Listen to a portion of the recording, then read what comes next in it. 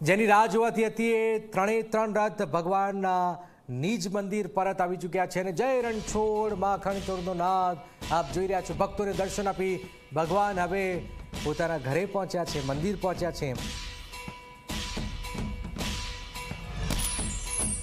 અર્પણ અમારી સાથે જોડે છે। અર્પણ, આખરે પ્રભુ નિજ મંદિર આવી ચૂક્યા છે, કેવો માહોલ છે ત્યાં?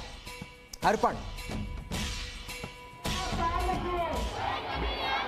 बिल्कुल जनक सीधा दृश्यों आपने बतावीश।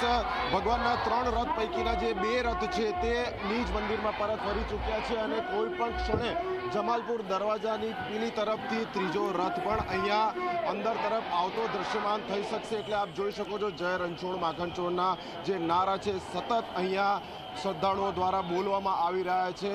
खूब ज हर्षोल्लासवाळो माहोल छे। आम कही शकाय के राबेता मुजब एटले के दर वर्ष करता जे रथ छे परत फरवा लगभग 1 થી सवा कलाक जेटलो खूब ज मोडुं समय थयो छे। कारण के आजनो घटनाक्रम आपणे जोयो तो प्रथम सवारे जे रीते गजराज बेकाबू बन्या अने ते बाद जुदा जुदा कारणसर रथयात्रा धीमी पड़ी अने तेना कारणे आजे जे त्रण रथ छे ते पोताना नियत समय करता आम जोवा जईए तो 8 થી 8:30 ની वच्चे जे त्रणेय रथ छे ते मंदिरमां परत फरवानो निज मंदिर परत फरवानो जे समय नक्की करवामां हतो। એટલે આપ જોઈ શકો છો ત્રીજો રથ પણ જે છે તે આપણા કેમેરામાં અને આપણી ટીવી સ્ક્રીન ઉપર દ્રશ્યમાન થઈ રહ્યો છે। ત્રણે ત્રણ રથ જે છે તે આખરે હવે નિજ મંદિર પરત ફરી ચૂક્યા છે। એટલે જે પ્રમાણેના અહીંયા હર્ષોલ્લાસના દ્રશ્યો જોવા મળી રહ્યા છે। તમામ ઉપસ્થિત દર્શનાર્થીઓ કે જે ભગવાનની એક ઝલક જોવા માટે સવારથી જે લોકોને મોકો નહોતો મળ્યો તે મોડી સાંજે પણ અહીંયા એકઠા થયેલા છે મંદિરની બહાર। એટલે વહેલી સવારે મંગળા આરતી સમયે જે માહોલ હતો તે જ માહોલ હમણાં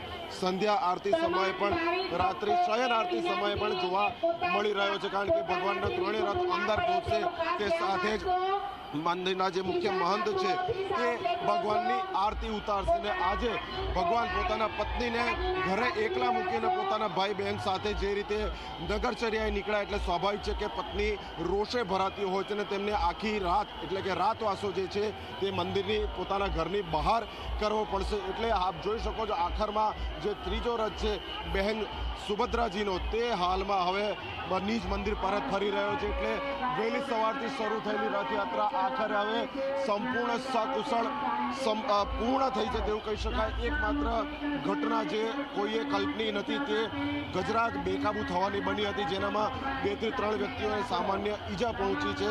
એકંદરે સંપૂર્ણ શાંતિપૂર્ણ માહોલમાં આજની આ રથયાત્રા 148મી પૂર્ણ થઈ રહી છે અને જે ત્રીજો રથ છે મંદિર પરિસરની બહાર આવીને ઊભો છે।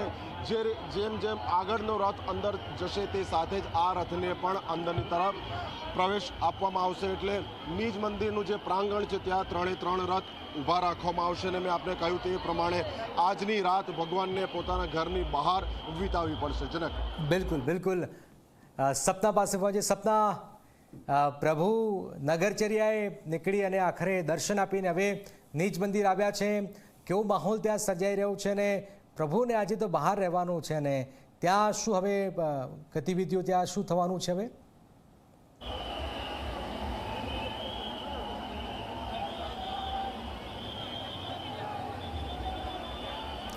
सपना, बिल्कुल जनक, अमारी पाछळ आप दृश्यो जुओ कि आ जेटला पण लोको छे कलाकोथी भगवानना आगमननी राह जोई रह्या छे कि क्यारे भगवान नगरचर्याथी परत फरे अने तेओ आशीर्वाद मेळवी सके भगवानना एनी माटेनी ज व्यवस्था।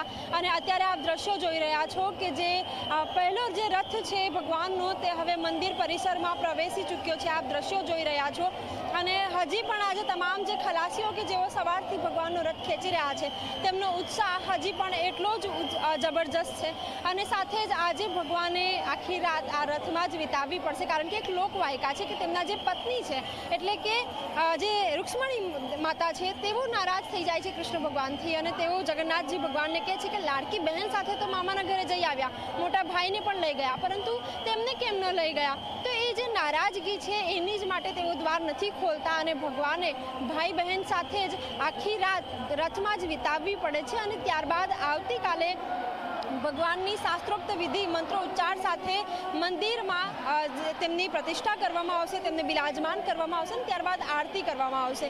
એટલે કે જે તમામ આજનો જે દિવસ છે, આજની જે અમદાવાદની માટે ખૂબ મહત્વનો દિવસ છે અને એ જ દિવસે અત્યારે આપ જોઈ શકો છો કે મંદિર પરિસરમાં ભગવાનનો જય ઘોષથી જાણે આખું પરિસર ગુંજી ઉઠ્યું હોય તે પ્રકારના દ્રશ્યો.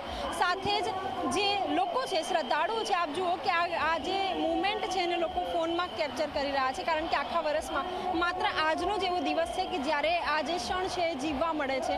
ભગવાન ખુદ નિજ મંદિરથી નીકળીને જ્યારે નગરચર્યાએ નીકળતા હોય, ભગવાન ખુદ પોતાના ભક્તોને મળવા જતા હોય છે, ત્યારે સૌ કોઈક આશીર્વાદ મેળવવા માટે પણ એટલા જ આતુર હોય છે. અને અત્યારે રથના દર્શન કરવા માટે, ભગવાનના દર્શન કરવા માટે લોકો પરિવાર સાથે મંદિર પરિસરમાં છે.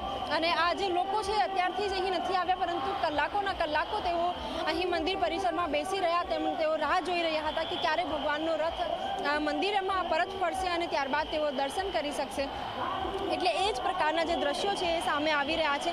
હવે આ દ્રશ્યો બીજા પણ જોઈ રહ્યા છો કે જે આપણી પોલીસ છે, સાથે જ જે રેપિડ એક્શન ફોર્સની ટીમ છે તે પણ અહીં કામગીરીમાં છે કે જેથી જ્યારે ખલાસીઓ જ્યારે રથ આગળ ખેંચે ત્યારે લોકોને કોઈ ઈજા ન પહોંચે, લોકો શાંતિપૂર્ણ એક માહોલ વચ્ચે ભગવાનના દર્શન કરી શકે અને ખલાસી જે ઉત્સાહ સાથે રથ આગળ જ્યારે લઈ જાય છે ત્યારે તેમને કોઈ ઈજા ન પહોંચે, એ પ્રકારની જે આખી વ્યવસ્થા છે તે પણ અહીં કરવામાં આવી રહી છે.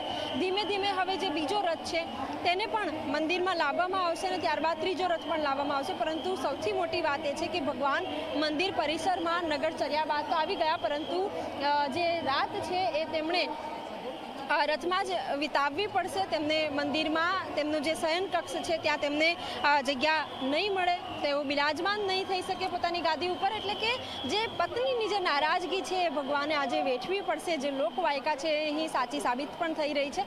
અને આવતીકાલે જ્યારે ભગવાનને બિરાજમાન કરવામાં આવશે ત્યારે પણ આટલી જ મોટી સંખ્યામાં જે શ્રદ્ધાળુઓ છે તેઓ મંદિરે પહોંચશે અને ત્યારબાદ આ ભગવાનની આરતી કરવામાં આવશે, ભગવાનની પૂજા કરવામાં આવશે. બિલકુલ બિલકુલ, આ ખૂબ જ મહત્વપૂર્ણ લોકમાયિકા છે કે પ્રભુ ભાઈ બહેન સાથે જ્યારે નગરની નગર યાત્રા નીકળે છે ત્યારે રૂકમણીજી દરવાજો ખોલતા નથી અને પ્રભુને મંદિરની બહાર જ રહેવું પડે છે. એમની આરતી પણ ઉતારાય, કારણ કે ભક્તજનોની પણ નજર લાગી એટલા માટે વિશેષ આરતી થાય, એમને બધી જ રીતે આરતી ઉતારવામાં આવતી હોય છે. અર્પણ આપણી સાથે જોડાયા છે. અર્પણ, હવે શું કાર્યક્રમ છે આગામી? હજુ પણ ભક્તજનો આવી રહ્યા છે ત્યાં મંદિર કારણ કે પ્રભુ આવી ચૂક્યા છે, તો હજુ પણ ભક્તોનો જમાડો ત્યાં દેખાઈ રહ્યો છે. અર્પણ,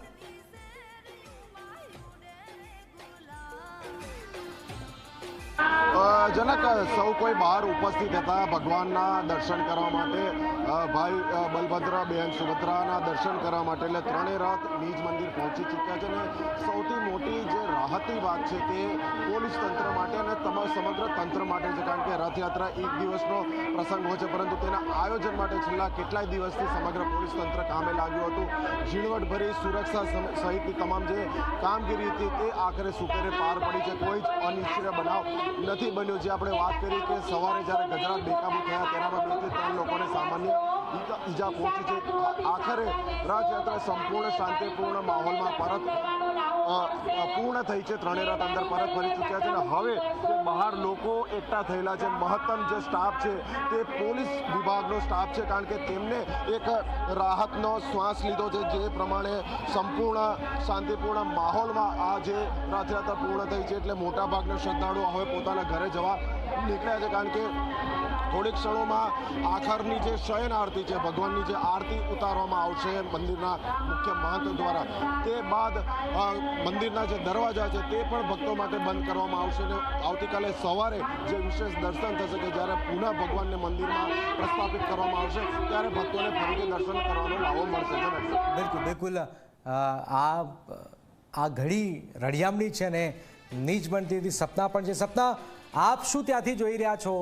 જે સવારે ઉત્સાહ હતો, ઉમંગ હતો, એ અત્યારે દેખાઈ રહ્યો છે, કારણ કે લોકો થાકતા નથી, લોકોમાં એટલો જ જબરજસ્ત ઉત્સાહ છે. સપના,